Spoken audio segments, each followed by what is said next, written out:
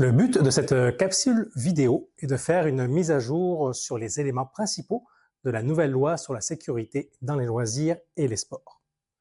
Tout d'abord, veuillez noter que les informations mentionnées dans cette vidéo ne sont pas des informations juridiques, mais seulement un résumé des éléments principaux de la loi tels que compris par nous. Seul un expert juridique peut vous conseiller sur les dispositions de la loi. Alors, c'est en juin 2024 que l'Assemblée nationale du Québec a adopté le projet de loi 45 qui, entre autres, modifiait la loi sur la sécurité dans les sports pour en faire la loi sur la sécurité dans le loisir et dans les sports. Par conséquent, cette loi et les modifications qui lui ont été apportées touchent maintenant l'ensemble du domaine du loisir. Comme le terme loisir est un concept très large, le gouvernement a publié un décret en juin 2025 afin d'indiquer les activités entrant dans la définition du loisir selon lui. Et ces activités, telles que déterminées par le gouvernement, sont extrêmement nombreuses. Cela va du loisir scientifique à la gestion du stress, en passant par les cours de maquillage ou d'initiation à l'informatique, les études culturelles et historiques, les activités organisées de plein air, les clubs de lecture, etc. Pour faire simple, on peut considérer qu'à peu près n'importe quelle activité organisée de loisirs est visée par la loi. Les autres modifications qui ont été apportées à cette loi concernent de nombreux aspects qui seraient trop longs à énumérer. Cependant, on peut dégager plusieurs éléments importants. Tout d'abord, le ministre responsable du sport, du loisir et du plein air, ainsi que ses fonctionnaires, voient leur pouvoir accru, avec notamment la possibilité d'imposer des règlements ou normes de sécurité à des fédérations ou organismes sportifs. Ils ont aussi la possibilité de faire des enquêtes avec les pouvoirs et l'immunité des commissaires de commissions d'enquête.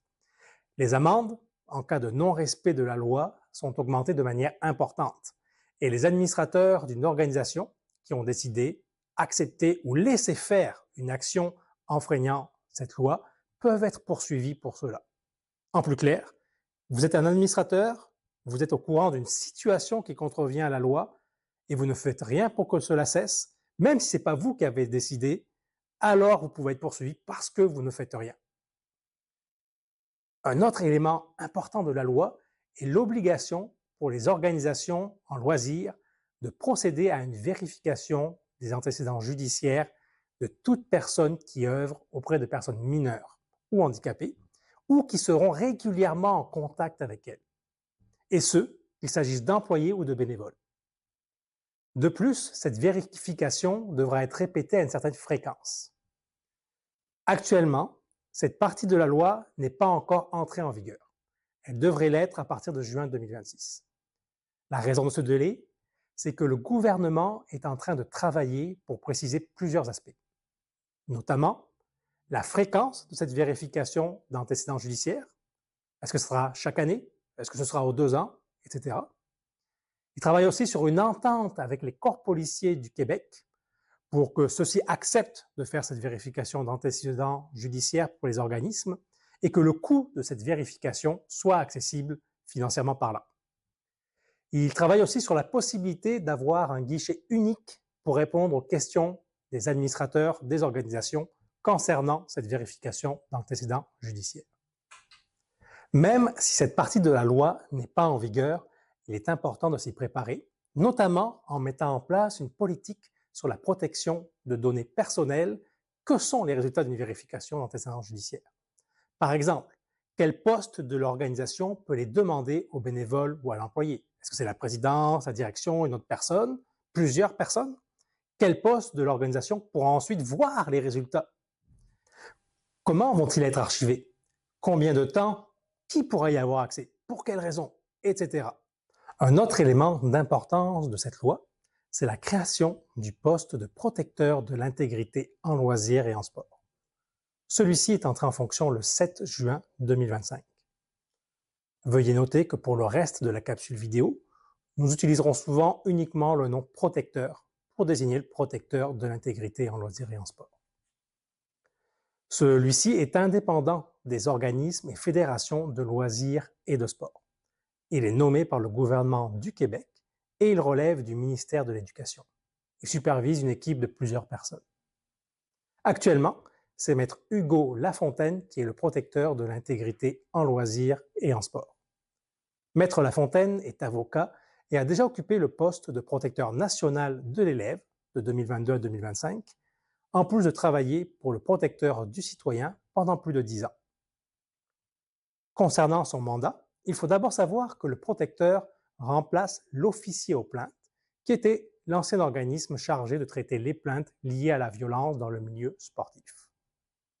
Cependant, le protecteur a une mission et des pouvoirs plus grands que ce qu'avait l'officier aux plaintes. Ainsi, en plus du milieu sportif, le protecteur est dédié à l'ensemble du domaine de loisirs organisés, du loisir scientifique à la gestion du stress, en passant par les cours d'initiation à l'informatique, les activités organisées de plein air, etc., comme mentionné un peu plus tôt dans la vidéo.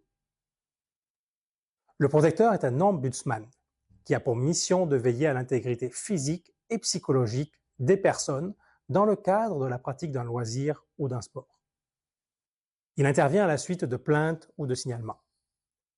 Mais il peut également agir de sa propre initiative lorsqu'il reçoit des renseignements laissant croire à un manquement à l'intégrité des personnes, ce que ne pouvait pas faire l'officier aux plaintes.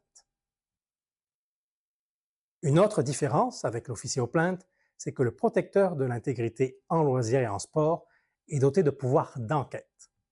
Il peut ainsi obtenir auprès des personnes qu'il sollicite les renseignements ou les documents dont il a besoin. Cela lui permet de disposer de toute l'information nécessaire pour mener une analyse rigoureuse des situations portées à son attention, de formuler des conclusions et, le cas échéant, d'émettre des recommandations pertinentes. Sachez que les personnes qui refusent de coopérer avec lui s'exposent à d'éventuelles poursuites et amendes. Le protecteur est un recours impartial distinct d'un tribunal. Dans le cadre de ses enquêtes, il entend toutes les parties concernées afin d'obtenir un portrait complet et équilibré de la situation. Après ce processus, il produit un rapport de conclusion qui peut être accompagné de recommandations à l'intention de l'organisme visé.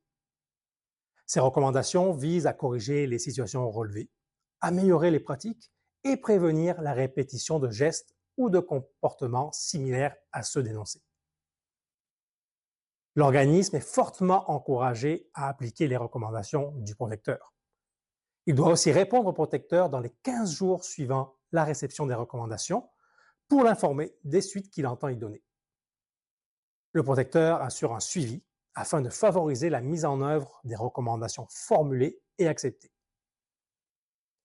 Attention, si ces recommandations ne sont pas appliquées, le protecteur peut décider d'en informer le ministère qui lui-même peut ordonner leur application à l'organisme.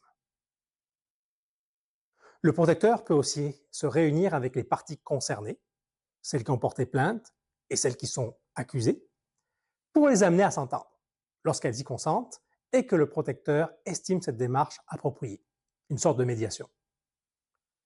Le protecteur collabore également de manière concertée avec d'autres instances, telles que le protecteur national de l'élève, les directions de la protection de la jeunesse, les corps policiers, etc. Attention, il ne remplace pas les recours existants comme les processus judiciaires. Sachez que le protecteur n'offre pas de soutien psychologique direct aux victimes. Toutefois, il peut les orienter vers des ressources spécialisées telles que SportAide ou les centres d'aide aux victimes d'actes criminels, les CAVAC. Ces ressources, elles, offrent des services d'écoute, d'accompagnement et de soutien aux personnes ayant subi de la violence ou en ayant été témoins. Vous trouverez les liens pour les contacter dans la description de la vidéo. Pour porter plainte ou signaler un cas, vous pouvez contacter l'équipe du protecteur de l'intégrité en loisirs et en sport de différentes manières qui s'affichent à l'écran et se trouvent aussi dans la description de la vidéo. Finalement, nous vous rappelons que Loisirs Laurentides offre de l'accompagnement conseil en sécurité et intégrité. Alors n'hésitez pas à visiter notre site internet et à nous contacter.